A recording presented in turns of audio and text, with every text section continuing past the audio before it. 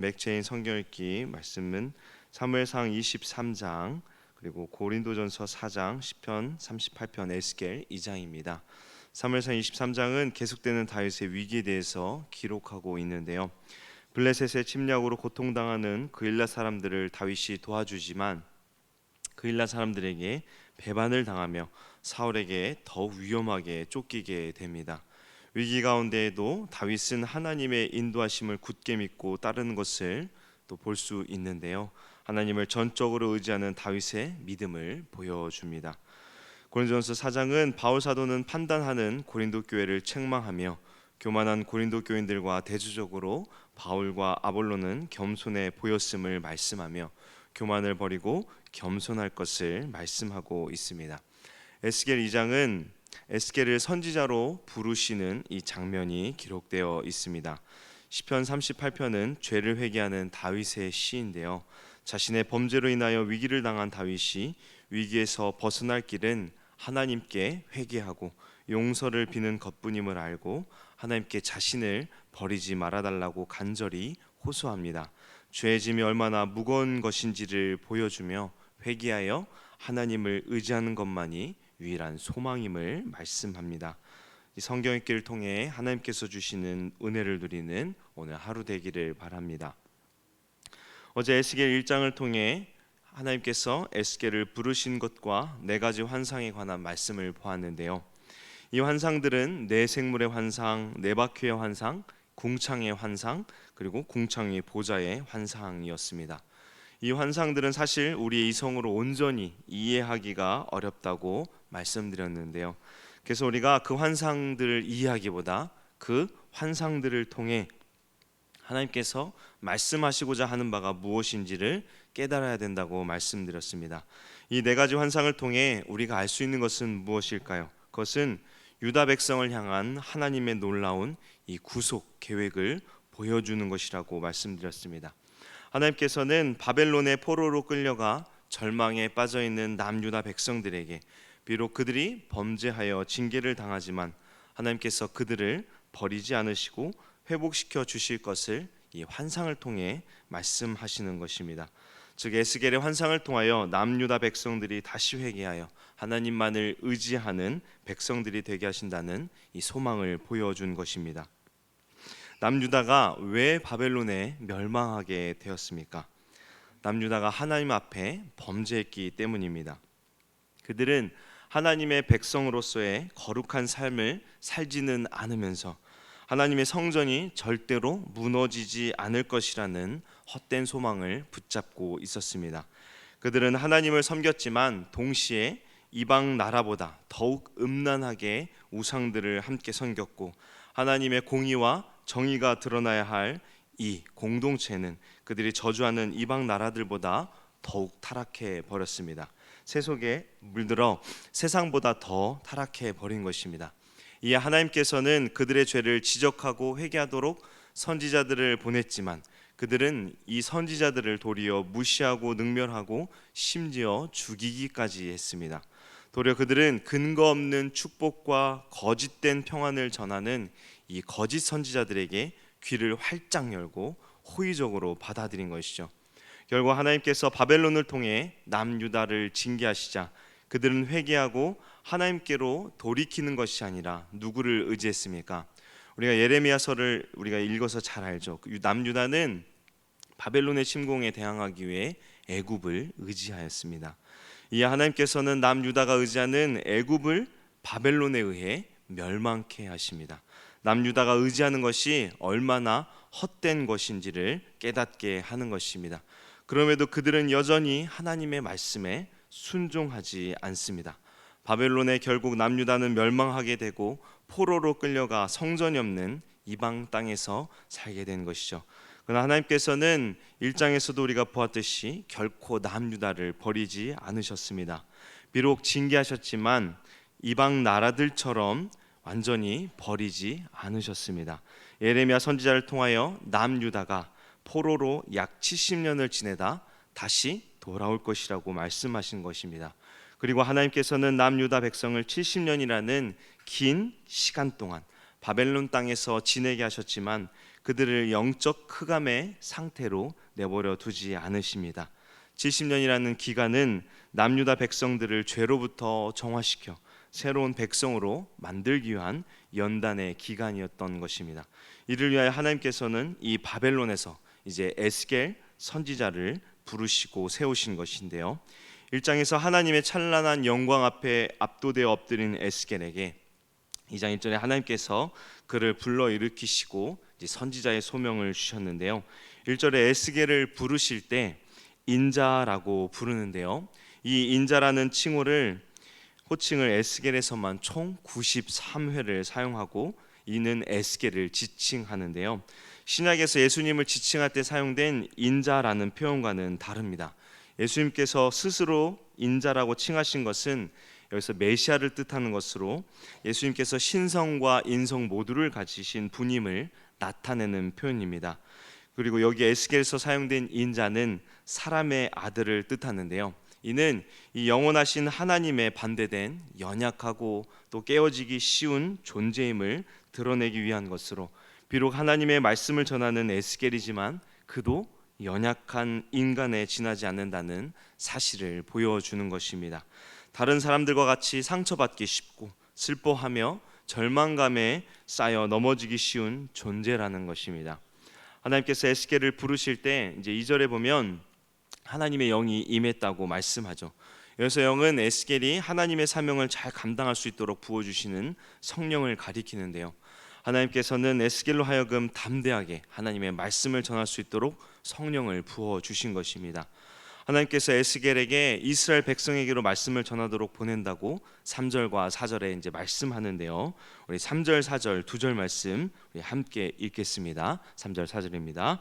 내게 이르시되 인자야 내가 너를 이스라엘 자손 곧 패역한 백성 나를 배반하는 자에게 보내노라.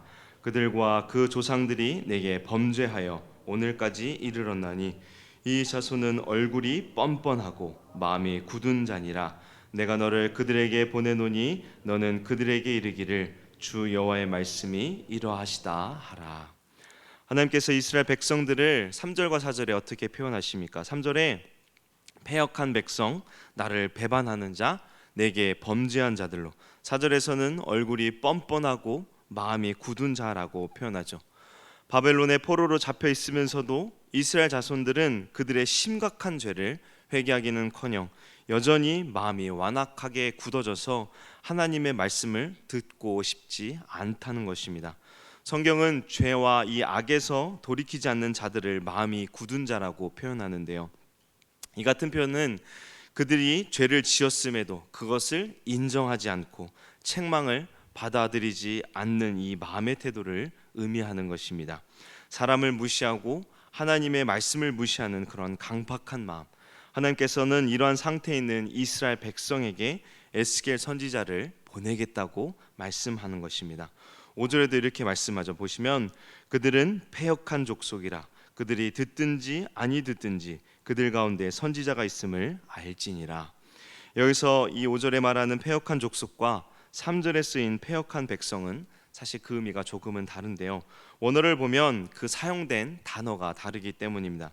3절의 패역은 이 계약을 맺어서 섬기는 나라를 배반하는 경우, 즉 정치적 반역을 뜻하는 단어인 반면에 이 5절의 패역은 맛이 매우 쓰다라는 말에서 유래된 것으로 이 부모의 마음을 매우 쓰게 만든 아주 부도덕한 자식을 가리킬 때 이 단어를 사용합니다. 즉 하나님께서 부모와 같은 마음으로 이스라엘 백성들을 돌보시지만 이 백성들이 부도덕하고 아주 악랄하여 하나님의 마음을 매우 쓰게 만든다는 것입니다. 그러면서 에스겔에게 5절에 이렇게 말씀하죠. 그들이 듣든지 아니 듣든지 그들 가운데 선지자가 있음을 알지니라. 에스겔이 거룩하고 전능하신 하나님의 말씀을 이스라엘에게 전한다 할지라도 마음이 굳어지고 강팍해져서 이스라엘 백성들이 말씀에 순종하지 않을 것임을 말씀하는 것입니다. 그럼에도 불구하고 에스겔은 그들에게 가서 하나님의 진리를 전해야 합니다. 왜냐하면 그들이 말씀이 없어서 여호와의 뜻을 행하지 못했다라고 핑계를 할 수 없도록 만들기 위함이며, 하나님께서 이 택한 백성들에게 여전히 말씀을 주시는 신실한 분이심을 보여주기 위함입니다. 이제 하나님께서는 에스겔에게 단단히 일러 말씀하시는데요. 6절에 보시면 인자야 너는 비록 가시와 찔레와 함께 있으며 전갈 가운데 거주할지라도 그들을 두려워하지 말고 그들의 말을 두려워하지 말지어다.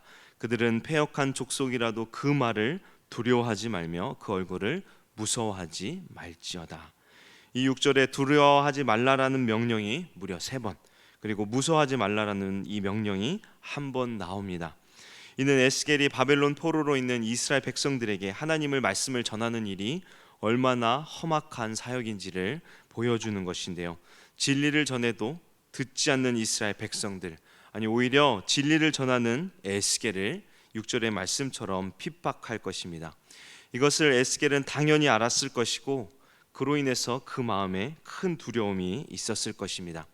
왜냐하면 에스겔도 앞서 말씀드렸듯이 연약한 인간이기 때문입니다.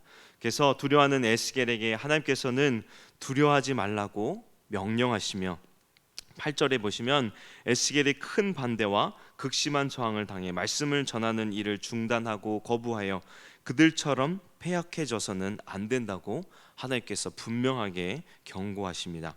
그러면서 하나님께서 에스겔에게 입을 벌려 하나님의 말씀, 10절에 보면은 애가와 애국과 재앙의 말이라고 말씀하는데요. 이는 패악한 이스라엘 민족이 당할 재앙과 이 멸망에 관한 슬픈 말씀인 것인데요. 이 말씀을 먹으라고 말씀하십니다. 에스겔이 하나님의 말씀을 전하는 일에 온전히 순종해서 하나님의 말씀을 전해야 함을 보여주는 것입니다. 하나님께서는 에스겔을 바벨론 포로로 붙잡혀 있는 이스라엘 백성들에게 보내면서 그들이 하나님의 말씀을 듣지 않을 것이라고 분명히 먼저 말씀하고 있습니다. 그러나 그러한 상황에서도 하나님께서는 에스겔에게 두려워하지 말고 담대히 하나님의 진리를 전하라고 명령하십니다. 이 마음의 강팍한 이스라엘은 오늘 우리가 살고 있는 시대와도 같습니다. 하나님의 진리를 더욱 거부하며 마음이 굳어져 있는 세상에 우리들은 에스겔처럼 복음을 전하는 자들로 부름을 받았습니다. 우리는 세상이 듣든지 아니 듣든지 그들이 우리를 조롱하고 핍박한다 할지라도 우리는 복음을 전하는 일을 두려워해서는 결코 안 될 것입니다. 비록 듣는 자가 극히 적을지라도 우리는 우리에게 새로운 생명을 주신 구원의 복음을 담대히 전하는 자들이 되어야 합니다. 이를 위해 하나님께서는 우리를 부르셨고 구원의 은혜를 베풀어 주신 것입니다.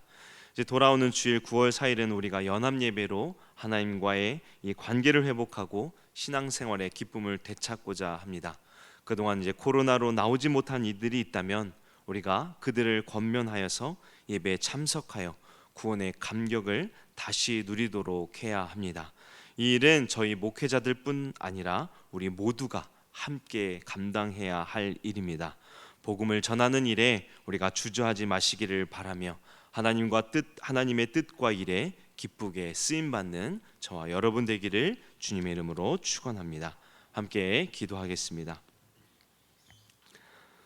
세상을 주관하시며 택한 백성을 끝까지 사랑하시는 주님, 오늘도 우리에게 말씀을 듣고 깨닫게 하심을 감사드립니다. 범죄하여 징계를 당함에도 여전히 마음이 강팍한 이스라엘 백성들에게 하나님께서는 말씀을 주어 회개케 하고 변화시키기 위하여 에스겔 선지자를 세우시고 보내심을 보았습니다. 이스라엘 백성들처럼 강팍한 이 세상에 하나님께서는 또한 우리를 부르셨고 하나님의 복음을 전하는 일꾼으로 삼으셨음을 우리가 믿습니다. 듣든지 아니 듣든지 우리가 담대히 주의 복음을 전하는 자들이 되게 하시고 무엇보다 9월 4일에 있을 연합 예배를 위하여 우리 모두가 동참하기를 원합니다. 믿음이 연약하여 나오지 못한 이들을 함께 권하여 예배에 나와 구원의 감격을 다시 누리며 기쁨의 교제를 누리는 우리 모두 되게 하여 주옵소서. 우리를 죄에서 구원하신 예수 그리스도의 이름으로 기도합니다. 아멘.